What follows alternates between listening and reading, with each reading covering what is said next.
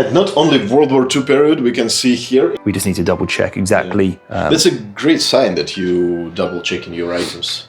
Matthew through his website, if you like him more.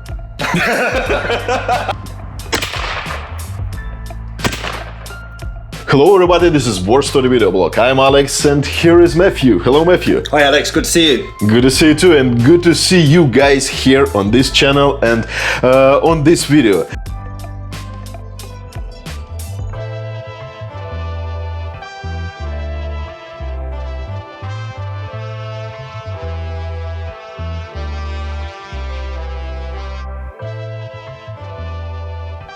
And before we start this video, I asked Matthew to focus on war souvenirs, items that has been brought back by veterans, American veterans mostly. Yes. So we have some really interesting stuff. Could you explain us first about this this one? Big swastika, because it's not propaganda swastika. This is really a historical piece. Could you tell us? Yeah, so this flag was we believe, or supposedly, one of the first captured German flags of World War II by American troops.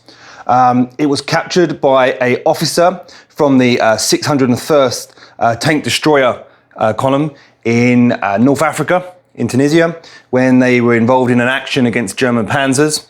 And this flag was presented by the officer who brought it back to this association after World War II, and there's a full letter here describing how the flag was captured and where it was captured, etc. And as you can see, the slight little marks on the flag. If you look here at the picture of the 3 American soldiers holding the flag after it's captured, you can even point out the little pieces of sort of damage which you can still see on the flag here. So it's it's really nice when you can compare the flag and the yeah, picture. exactly. You can see it's definitely that flag.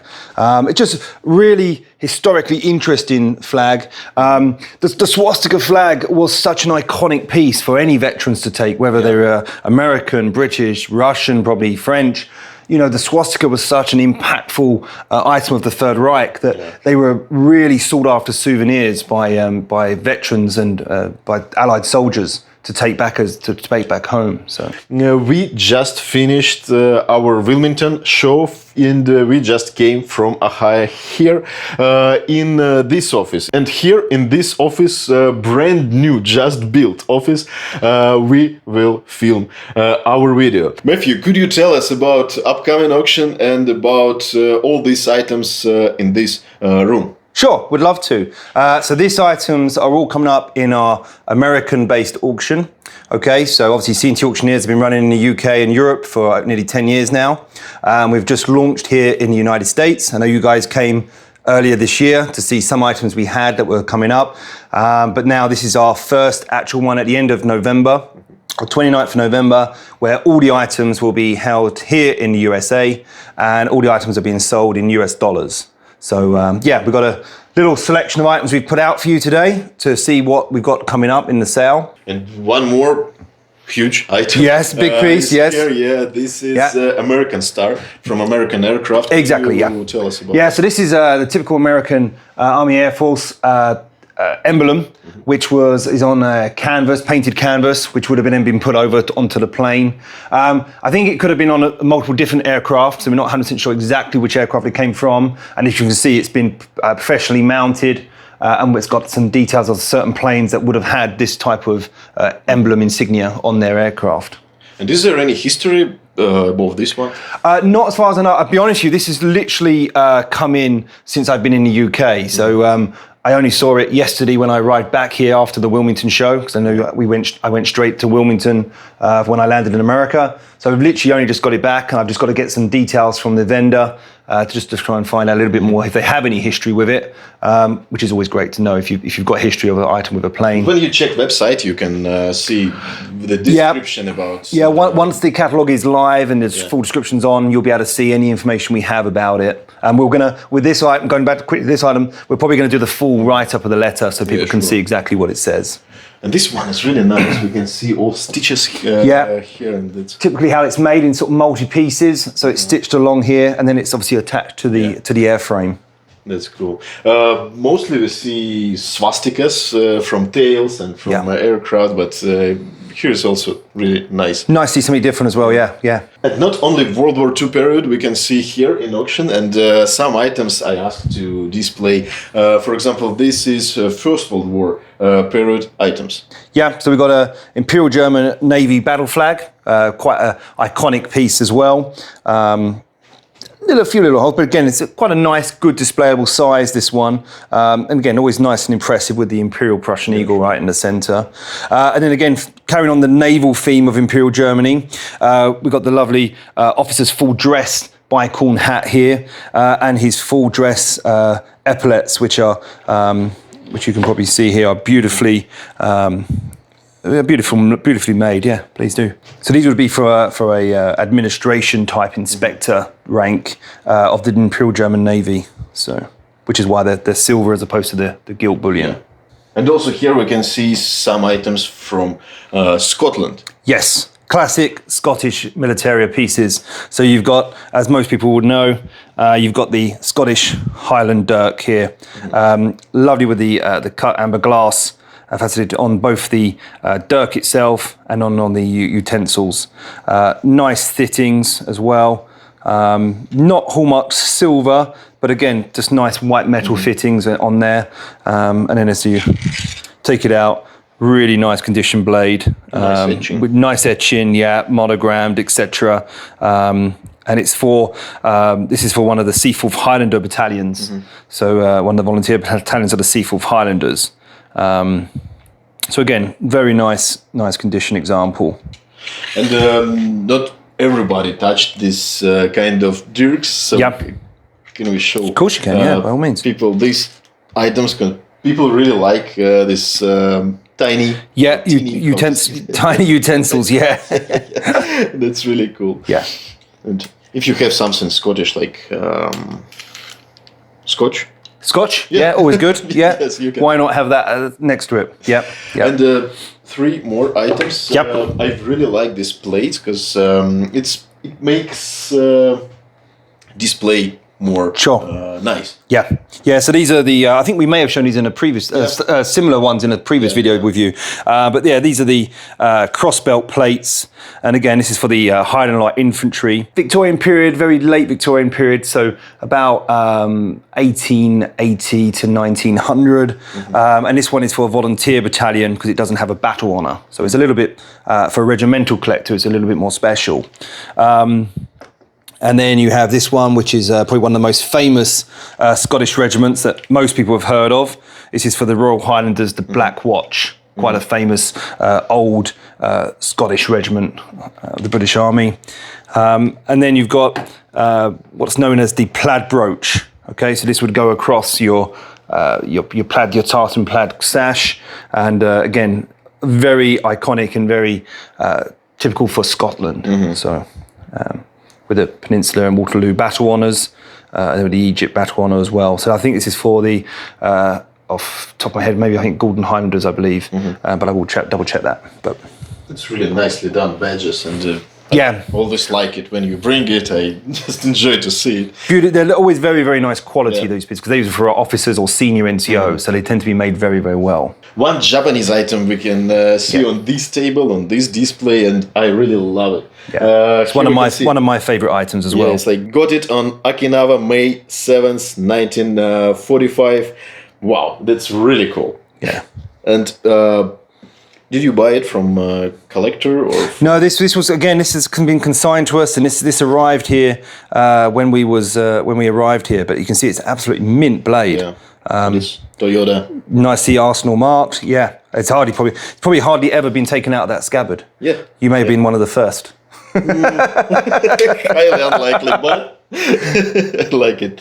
But anyway, we can see here hanger, and hanger. It looks like it was here for a while. Forever, yeah. Forever. And we are showing edged weapon, but also veterans brought back some firearms. Yes. And Arisaka also, and I saw really cool Arisaka.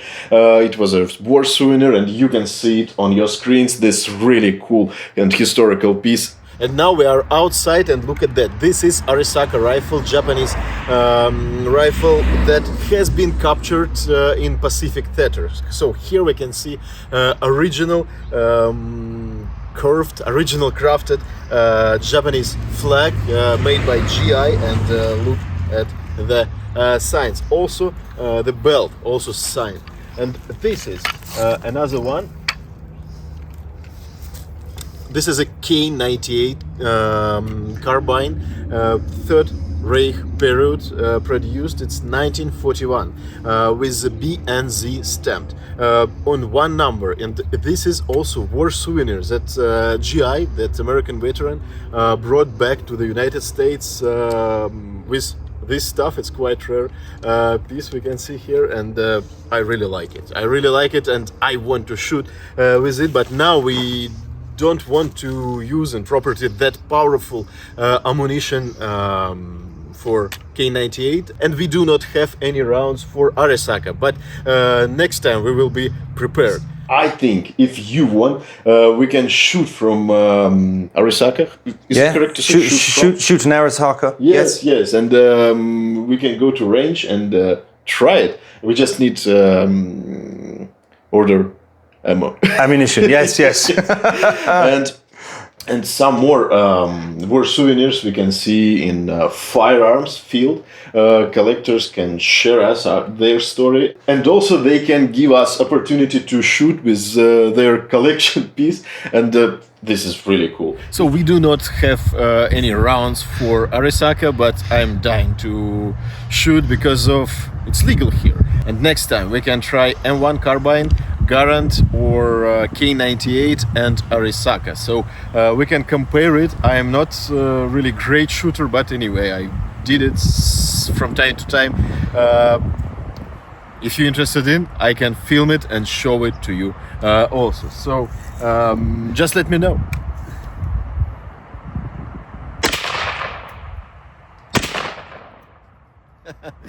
If you want to see, just text comment, just leave comment under this video.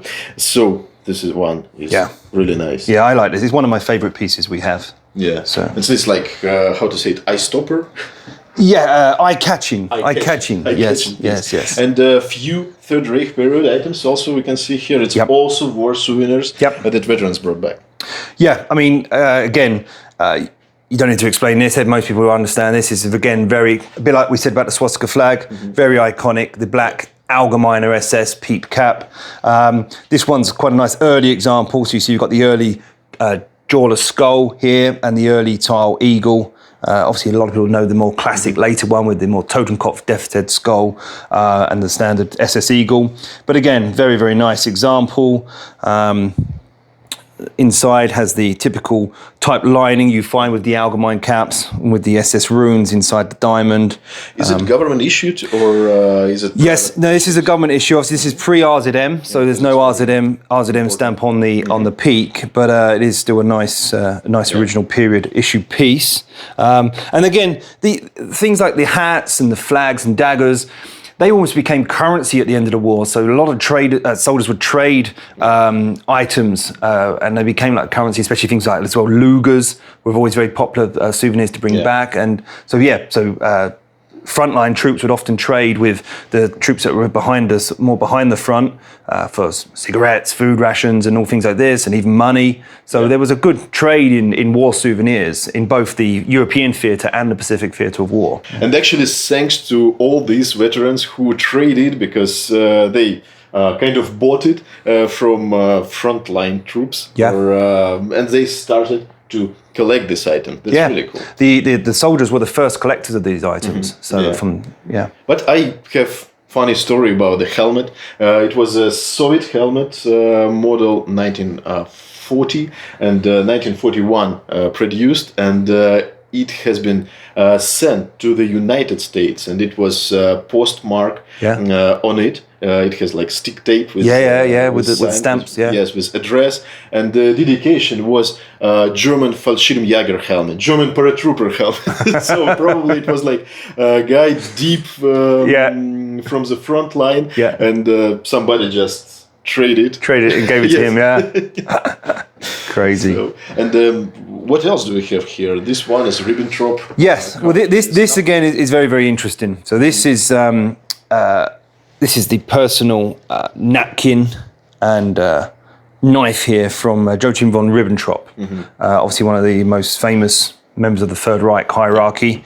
And this is also his calling card. So like you see sometimes with the Adolf Hitler personal silverware and personal dinnerware, this is Joachim von Ribbentrop's example. And you can see it's got the diplomatic style eagle with the swastika over the globe, which was his iconic emblem of Ribbentrop. And it was few interesting pictures published probably in Thomas Johnson's book with Ribbentrop's dagger, with Ribbentrop's personal items that American soldiers found in his property somewhere. So that's interesting also.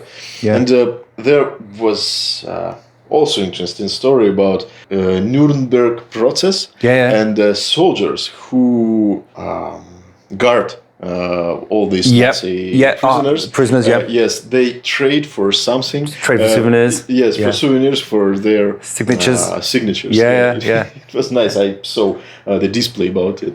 And is it also something historical important? The armband? Yeah, well, the armband, we've literally just got this in. I mean, this came over at the Wilmington show. This was consigned to us. Just a few days ago. Just a few days ago, yeah. So we've not had a chance to really have a good look at it. But what it is, it's a very high-ranking political leader's armband, as you can see, with the gold piping, which is the highest grade for the political, and with the oak leaves, etc. Now, this, they believe, possibly belonged to Albert Speer. But we need to just do a bit of checking. Apparently, it was brought back by an American serviceman who was the commander of the detention center where Albert Speer was held.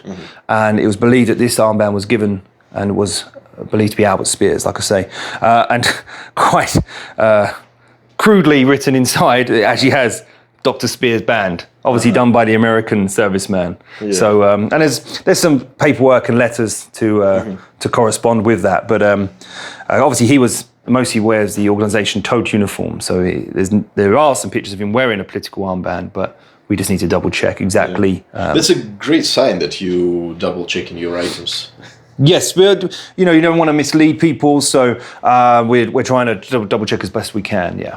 And this is probably biggest lot on your auction. Yes, I heard you just receive it, and you have to research, and we will see description on the auction. Yeah, that's great. And there are a lot of items here in this room, but we just don't have enough time to show everything because it takes a few videos. But if you enjoyed this video, text it in comments, just let us know, and we can film more items for upcoming auctions. Never a problem. Yeah, and all catalog from this auction I will upload to our website, War Story Auction, and you can ask me to bid for you for items you really like and you want to buy, because this auction is like old-fashioned auction with live bids, and it will be November 29th, and it's regular business day. Probably if you want to buy something, you have money for it, so you have to work in this day, yes? Correctly. But anyway, if you like something, let me know, and I can bid for you. Or if you want to bid yourself, is it correct? Yes. Yes, you can go to CNT auction website and do it. But last two auctions, people found more comfortable to contact with me directly, and they asked place bids for them directly, and I did it in live streams, because some people doesn't like auction process, and they doesn't like to press button, they doesn't like to wait there a lot, and they doesn't like when they just place bid and somebody place one step more. So I just have cell phone contact, and we do it online. So if you want this service, just let me know. I will put all contacts under this video. And if you see something interesting for you, just contact me through my website, or contact Matthew through his website if you like him more. But there are some items I want you to show us, because this is German flags, and flags and standards. It was very valuable souvenir for each army. For example, in Stockholm, there are special room where stored Russian flags and Russian standards and Russian drum covers that has been captured by Swedish army during Northern War from 1700 to 1721. So all these items has been captured in like Russian headquarters, and until our days, it's stored properly in Swedish Army Museum. And all these items, it's kind of the same. It's like a tradition. It's not about propaganda. So let's see it. I'm dying to see it. Sure. We can see here a few standards, few flags and items that related with these flags. Could you explain, guys, what flags do we have? Sure. Okay, so these, as you said earlier, are known as the regimental standards. So these are probably the most important flags for any German regiment to have, because this is like the British used to have what we call our regimental colours. This is the same scenario with the German army. So these are the German regimental standards. Okay, so we have here this first one is very, very rare. This one is for the Regiment General Göring. Okay, so it's a very, very rare flag. If we show it here quickly, very much almost like the imperial style, and with the big Prussian style eagle on, and then these would be attached then to a pole with a pole top and streamers, but this one is, like I say, it's for the Regiment General Göring, so it's a very, very rare flag, this. I feel myself like GI who just picked it up. Yes. Like the picture in the other flag, where we need to put some helmets on and hold them. So yeah, so real treasured souvenirs, these. So so that's what this one is. What is on the back side? Backside is normally exactly the same, so it'd be the same on the backside. You also can find sometimes things like trumpet banners or what's known as a Schellenbahn flag, and sometimes those, they look the same as a standard from the front, but then the back has the sort of either some regimental details or a place where they were situated. So yeah, that's really nice. Yeah. And it's nicely done, because it's pretty expensive to produce it. Yeah, I mean, this would have, this is real craftsmanship when they make these. So you can see just the quality of the eagle, all the flexing of the wings. It's a real beautiful, the top seamstresses in Germany would have made these at the time. So, and how much it will be for starting price? This one, probably you're looking in a region of, we haven't had it totally confirmed yet, but you're probably looking in a region of about between $25,000 to $30,000. Okay. Very interesting. And next one? This one is still very rare, but probably what you may say slightly more common. I'll just fold this up slightly a little bit here. So this is for the Luftwaffe flight section. So as you can see, you've got the nice golden yellow finish. But again, you've got the perfectly bullion embroidered Luftwaffe eagle here within the oak leaf wreath, and swastikas to each corner. But again, really, really super rare pieces and treasured items for any collectors and veterans at the time who were bringing them back. Yeah, sure. And what kind of regiment? What kind of? So this would be either one of the flight section regiments or even the paratroopers as well. The German Fallschirmjäger had the golden because of the colour. Yeah. So you do find these also in red for the flak artillery, and often brown for the signals. Yeah. So you do sometimes see the other colours as well. But flight is, I don't want to say common, but it's probably one of the ones you see a little bit more than some of the other colours, if I'm honest. But it's a very much a classic flag that a lot of collectors like. And actually during Victory Parade in Moscow, it was exactly the same standards. Chucked, thrown, Yeah, through the red square. Yeah, famous video, yes. Yeah. And very impressive, I mean. Very impressive, yes. Yeah. So, what's starting price for this? This one, again, you're not far different from this one, really. You're probably talking maybe slightly lower, maybe somewhere around 22 to 25,000 as a start price. But again, we haven't quite yet got it all 100% confirmed with the vendors yet exactly the start prices for these. But around those sort of figures, you'd be looking at. And these tassels? Yeah, these are what's known as the streamers. So these are the streamers which will be going with this flag as well. And we have a pole top and streamers up there, which is going with this flag. So yeah, this one. Yeah. So that's the pole top, and this is the street, what they call the streamers that will be going with this Luftwaffe flight section standard. That's very impressive. And Yeah. let's show it also. And I like these streamers because it's also in First World War period style, because it's Yes. like white and black Yeah. straps. This one is really nice. And some more flags we have here. We don't want to show you just regular Kriegsflag or identification flag. Oh, by the way, we already shown one. Yeah.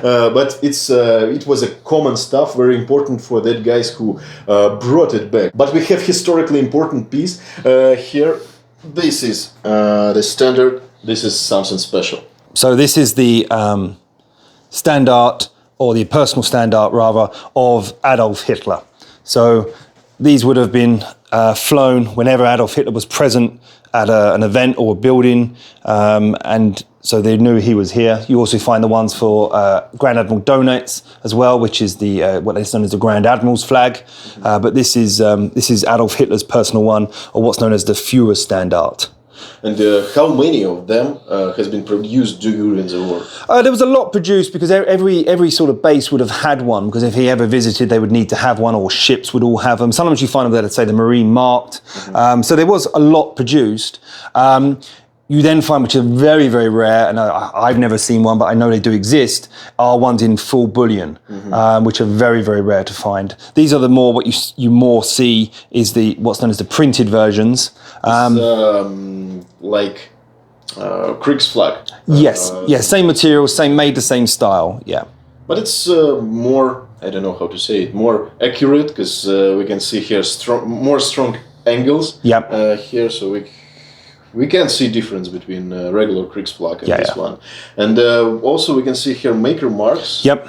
Yeah. It's maker marked, if you turn around that way, it's got the size, and you can see here, so you've got Standard der Führer. Yeah. And the size. Size mark, yeah. So this one is really nice. And what is the starting price for this? This one, again, we got to get it confirmed, but I think you'll be looking somewhere in the region of between $5,000 to $7,000 as an estimate. So that's really cool. Oh, also we can see here. The maker's nice tag. Yeah. And not often Kriegsflag have. No, stuff. very rarely you find that on a Kriegsflag. Yeah. And quality is really nice, because if you make it not that great how it should be, you can be affected in that time. So that's why it's... Yes, you wanted to make sure you did that one correctly. Yeah. And one more flag also we have here. This is a Japanese flag. It's a classic war souvenir for Pacific Theater. And some of them Soviet veterans brought back. Also, I saw pictures with Arisakas, with items like Singun toes. We have one in this auction and this one. So these items are related with Soviet veterans who fought against Japanese soldiers and brought back souvenirs also. Can you tell us about these helmets? Yeah.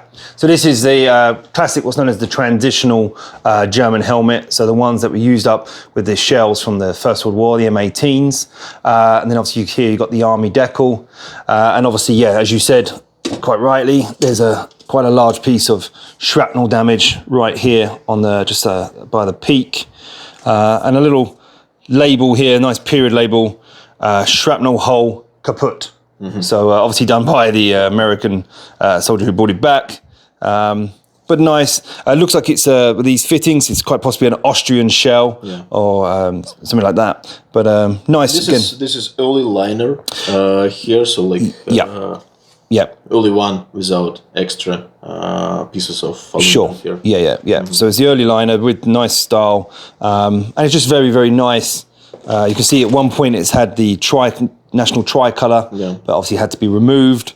But the decal is still in very good condition.